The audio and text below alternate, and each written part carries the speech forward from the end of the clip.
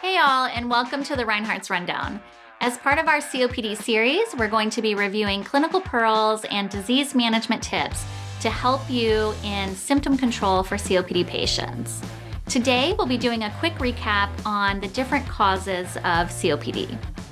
COPD, chronic obstructive pulmonary disease.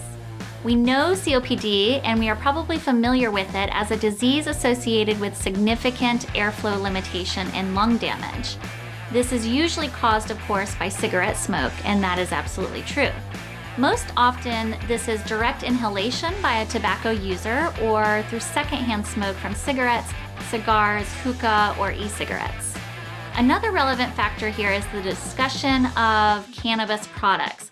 As more evidence comes out on the various clinical uses of medical marijuana or medical cannabis, we know that more states are legalizing cannabinoid products and that more patients are utilizing cannabis for conditions like glaucoma, anxiety, pain management, seizure disorders, etc. And more of us are going to want to know, can cannabis actually cause COPD? And so we're going to be spending a little bit more time on this in our next video, so make sure you hit that subscribe button if you're interested in finding out more about cannabis and a link to COPD. So again, most of your patients likely had tobacco smoke exposure, but remember, inhalation of noxious particles or air pollutants or other environmental factors like biomass fuel exposure can also contribute to the development of COPD. You might be asking, how do I know if my patient has biomass fuel exposure, whatever that is? Well, make sure you look into that social and work history because that is where you're going to find it.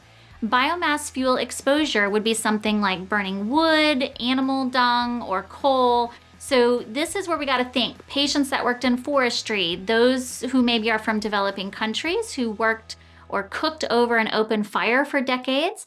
Anyone with dust or chemical exposure, we have to think welders, fume exposure, power plant workers, those working with industrial chemicals, warehouse employees, for example, and also chemical inhalation of gaseous particles should be included in there.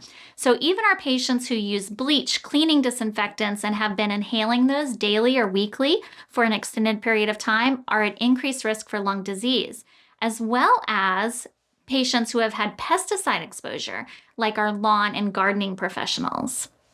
That's the Reinhartz Rundown. Hope this video is helpful to you, and we'll see you next week for that discussion question on whether cannabis can cause COPD.